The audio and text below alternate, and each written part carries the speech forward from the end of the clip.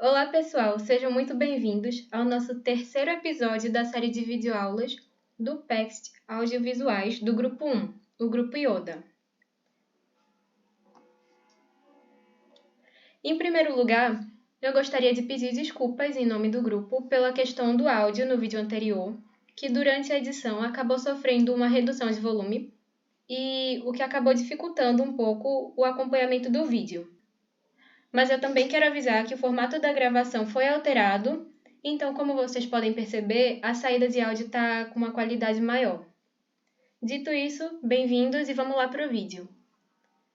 Aí vale sempre lembrar que os integrantes do nosso grupo são esses que estão aí na tela: Iago, eu, Ana Clara, Renan, Tiago, Estevão.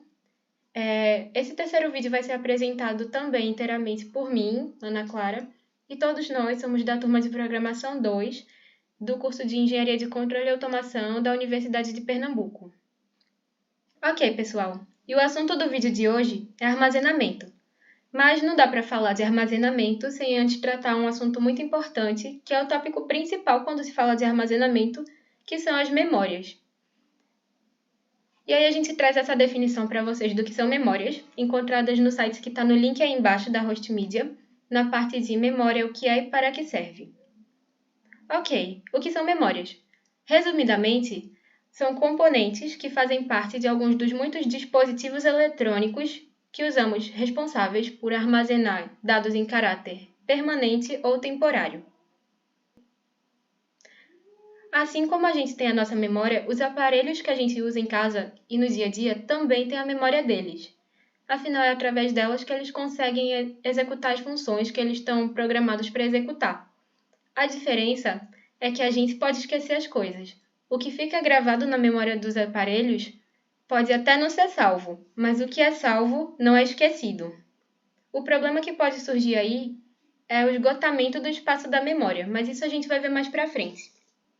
Um bom exemplo que a gente tem dessa memória é o das Smart TVs, que são TVs mais recentes, né? E tem uma diferença das TVs mais antigas, que é a quantidade de chips usado neles. Enquanto as TVs mais antigas têm um chip só, que contém toda a programação de uma TV normal, que é como ela vai funcionar através de canais, alteração de volume e outros aspectos, as Smart TVs elas têm dois chips. Um deles é um chip de memória permanente, responsável pelas funções e recursos de uma TV, e o outro é responsável por armazenar dados e programação para a personalização do uso dela. Ou seja, um deles vai transformar ela numa TV, com canais e tudo, e o outro vai ser responsável, por exemplo, por baixar aplicativos, por toda essa parte de personalização, por exemplo, acessar a internet e outras coisas. E além das televisões, aparelhos de som automotivo ou aparelhos de som residenciais modernos, modem, roteador e até as máquinas de lavar, eles têm diferentes quantidades de memória. O que nos leva ao nosso próximo tópico, que são os tipos de memórias. Tem várias formas que a gente pode usar para selecionar e categorizar as memórias. A primeira tipagem seria a divisão entre a memória principal e a memória secundária, como está aí na tabela. A primeira memória seria a memória principal ou primária, que reúne todas as memórias as quais o processador consegue acessar diretamente e realizar o endereçamento das informações. O papel dela é guardar informações que serão usadas pelo sistema operacional mais futuramente, pelos aplicativos e até mesmo pelos próprios trechos de programação e aplicativos que estão sendo usados no momento. Como exemplo de memória primária principal, eu posso trazer para vocês a BIOS, que é Basic Input Output System. É uma memória que está lá no dispositivo desde a fabricação dele, quando lá atrás eles decidiram o que aquela máquina vai fazer. Então a gente tem aí a BIOS, a memória RAM, que é famosa e mais para frente a gente vai falar dela no vídeo, e a memória cache dos processadores, acionada quando você executa um aplicativo de rede social, quando você copia e cola uma imagem ou um texto para a área de transferência, quando você joga ou executa outras ações. Fora a primária, a gente tem também a memória secundária. Elas são as memórias que guardam grandes volumes de informação, ou seja, armazenamento em massa. Geralmente é onde ficam os sistemas operacionais, seja ele Linux, Windows, Android, macOS, iOS, enfim, os sistemas operacionais. E também ficam os programas, aplicativos e dados do usuário, como fotos, vídeos, arquivos de texto, músicas e outros dados. Depois disso, a gente vai ver um novo tipo de classificação de memória. A segunda forma de tipagem vista é a tipagem que usa aspectos técnicos da construção das memórias e o comportamento delas para poder fazer a classificação. Na verdade, a quantidade de grupos varia conforme o desenvolvimento das novas tecnologias, tanto que algumas ficam obsoletas ou são muito específicas para uma função determinada só dela. Mas, apesar de tudo isso, a gente pode considerar alguns tipos. Memória RAM. RAM significa Random Access Memory, a memória de acesso randômico. Sendo assim, na prática, ela pode acessar os dados de uma forma não sequencial, o que resulta na maior velocidade de gravação de dados, ou seja, qualquer espaço livre pode ser usado por ela. O ponto forte da memória RAM é justamente a velocidade, que é a taxa de leitura e escrita de dados em um intervalo de tempo, geralmente é em segundos. Quando num sistema esgota a memória RAM, para que ele continue funcionando, ele vai precisar recorrer a outros tipos de memória para gravar e ler os dados usados pelo sistema e pelos aplicativos, como por exemplo o HD, que tem uma taxa de leitura e escrita bem menor do que a memória RAM. E essa é a principal razão pela qual o sistema do seu aparelho pode ficar lento. A RAM também é uma memória volátil, ou seja, todos os dados que são mantidos gravados nela só são gravados lá enquanto houver um fornecimento de energia elétrica. É o que eu cheguei a comentar, os dados podem não ficar salvos, mas uma vez que eles são salvos, eles não são esquecidos. Como a memória volátil ela só funciona enquanto tem esse fornecimento de energia, ele não fica salvo de vez, permanentemente. E é basicamente isso que diferencia ele da memória permanente, que mais pra frente a gente vai ver alguns exemplos. Mas dando continuidade ao conteúdo, nossa próxima memória é a SRAM. S significa static, que é estático. Ela compartilha a maioria das características com a memória RAM, mas ela é mais rápida, então ela é consideravelmente mais cara. Geralmente ela é encontrada como parte dos processadores e é conhecida como cache, o famoso cache, né? E costuma armazenar os dados mais usados, que implicam a memória no desempenho e processamento dos dados. E aí a gente tem um exemplo do uso da memória cache, que é você tem um e-commerce varejista, sua loja virtual, e aí todo o seu portfólio das coisas, dos produtos que estão à venda, é um verdadeiro banco de dados. Aí você vai precisar carregar as informações de estoque, o preço, o parcelamento, a loja mais próxima para retirada, vários tópicos. Então, durante certa data do ano, por exemplo, datas comemorativas ou datas importantes para o seu público-alvo, o acesso ao site vai crescer bastante, ele pode acabar ficando congestionado e vai dificultar o uso dele. Esse exemplo aí está lá no site da embratel.com.br, o link está aí embaixo. Se tiver mais curiosidade e quiser ver outro exemplo, pode acessar. Então é muito importante que você aplique o tipo certo de memória na quantidade necessária.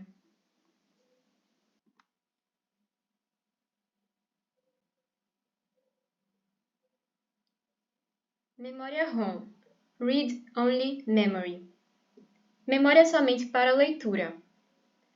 Nessa memória, o usuário não pode apagar ou modificar o conteúdo que foi gravado nela durante a produção lá na fábrica.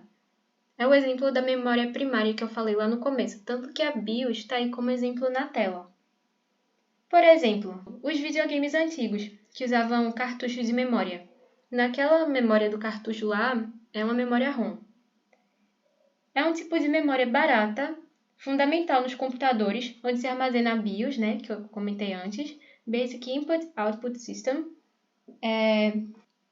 que é o primeiro sistema a operar quando a máquina é ligada. É uma ponte entre o hardware e o software. Não é volátil.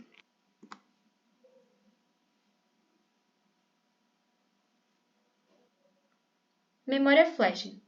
Ela tem dois subgrupos. Para falar de um jeito mais fácil, tem a flash NOR e a flash NAND, sendo a flash NOR not OR e a flash NAND not AND. Sendo que essa segunda, a NAND, ela é a mais usada, porque ela tem um custo de fabricação inferior à NOR, embora a NOR seja mais rápida em leitura e escrita de dados armazenados. Alguns exemplos da memória flash NOR têm algumas BIOS, firmwares e alguns tipos de cartões de memória. Já as flashes NAND são usadas como cartão de memória SD, os SSDs também, Solid State Drive, ou seja, boa parte dos armazenamentos de grandes volumes usados no nosso dia a dia, que por sinal não são voláteis.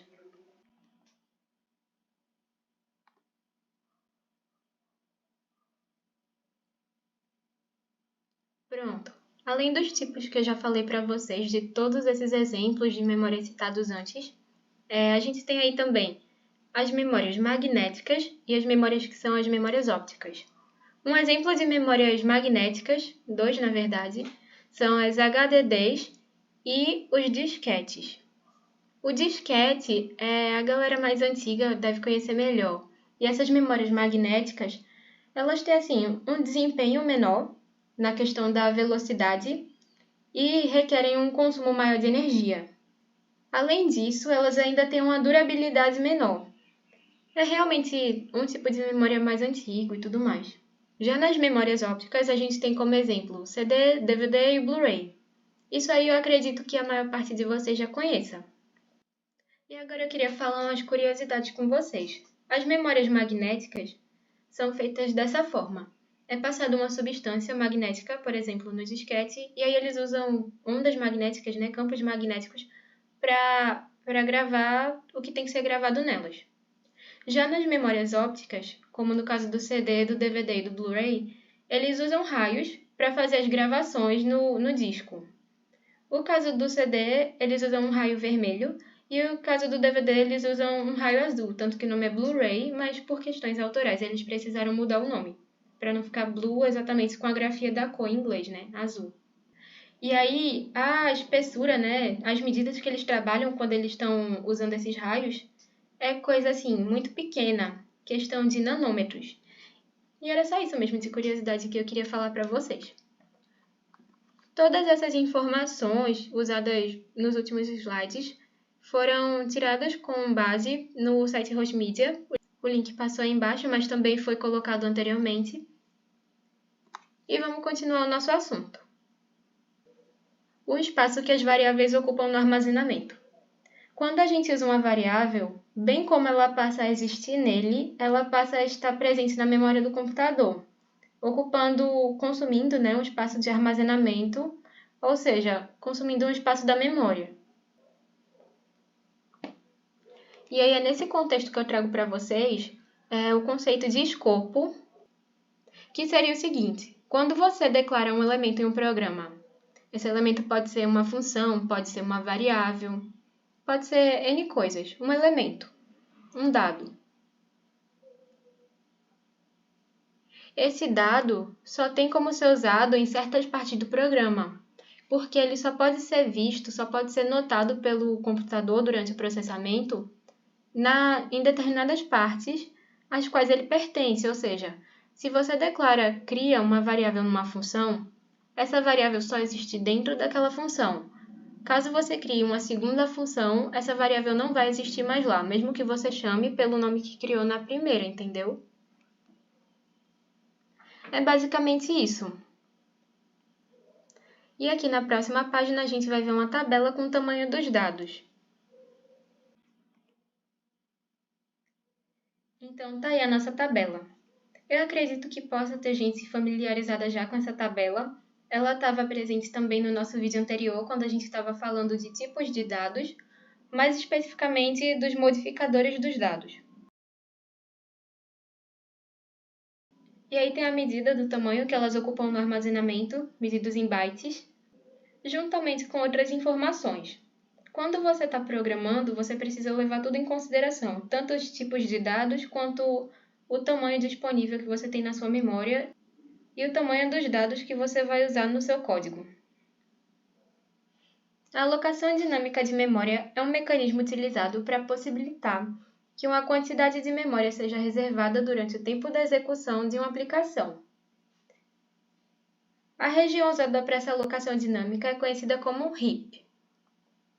E essa alocação ela é feita por meio de ponteiros. Mas o que é um ponteiro? Em poucas palavras, a definição de um ponteiro é bem simples. É uma variável que contém um endereço de memória. E a gente dá a vocês essa informação aqui com base no livro C completo total. E aí na tela abaixo a gente tem um exemplo de como funciona essa alocação de memória. Vale lembrar que o endereço da memória está em 0 e 1, porque o computador trabalha com a linguagem binária, então ele não vai colocar um endereço chamado endereço 02, 03 e por aí vai. Também a gente traz aí na tela o que é o que seria a memória, né? Relembrando o conceito, que é um conjunto de elementos que armazenam informação. Cada informação e um endereço. A organização de um programa na memória. É importante entender a organização do programa na memória para saber o que acontece quando um programa é compilado. Afinal, um programa é um conjunto de informações que são armazenadas na memória e ele é dividido em instruções, ou seja, em operações, e vários dados, né, que são as variáveis ou os valores que você escolhe. E a partir disso, conceitualmente, a gente tem 4 regiões principais da memória. A primeira delas sendo a stack, ou seja, para o português, pilha, é uma região dinâmica, ou seja, varia conforme a execução do programa. É utilizada para armazenar o endereço das chamadas funções e interrupções. Também é usada para passagens de parâmetros para as funções e para armazenar variáveis locais, ou então ela pode ser manipulada para determinada operação.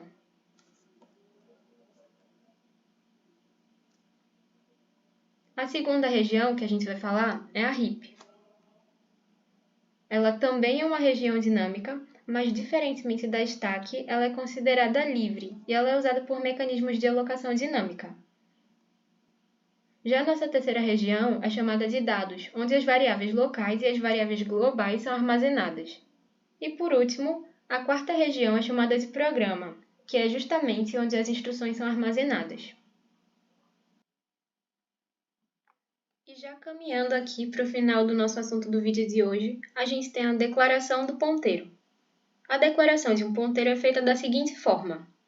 Você vai colocar o tipo da variável, depois um asterisco, depois o nome da variável escolhida e um ponto e vírgula. Percebam que a única diferença, basicamente, da declaração de um ponteiro para a declaração que vocês já estão acostumados a fazer de uma variável é exatamente um asterisco antes do nome da variável e depois do tipo dela. E é importante, embora não seja uma regra, que o ponteiro seja do mesmo tipo da variável apontada, para evitar maiores problemas na execução do código. E aí embaixo a gente tem os operadores, né? O operador asterisco é um operador de indireção. Lembrem que um ponteiro é uma variável que aponta para um endereço e ele justamente aponta a direção que o ponteiro deve seguir. E logo abaixo a gente tem aí o símbolo do e-comercial, que é o operador que obtém o endereço de uma variável.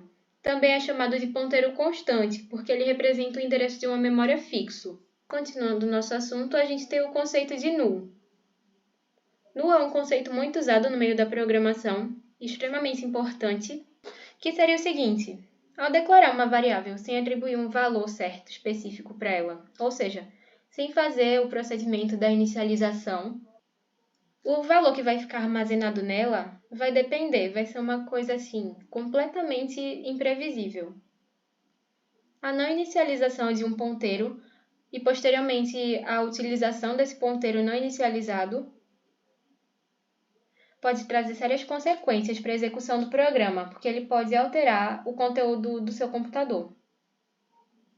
É porque ele vai apontar para uma memória aleatória, e quando a gente altera esse conteúdo da memória aleatória, a gente pode danificar, modificar regiões de memória importantes para o controle da execução. Por exemplo, o endereço do retorno de uma função, armazenado na área da stack, né? E para evitar isso, a gente atribui a ele o valor null. No não necessariamente é o valor zero. Não necessariamente ele aponta para o endereço zero. Mas na realidade, ele determina que o ponteiro não aponta para o endereço válido, ou seja, para o endereço já ativo. No caso, seria isso. Ele aponta para um endereço desativado até então. E com isso, a gente conclui o nosso último vídeo. Muito obrigada por acompanhar até aqui. Não vejo vocês provavelmente nos próximos vídeos, porque provavelmente vão ser outros integrantes do grupo que vão apresentar. E espero que eu tenha ajudado de alguma forma, que o conteúdo trazido aqui possa enriquecer seus conhecimentos de programação e que você acompanhe os próximos vídeos. Obrigada!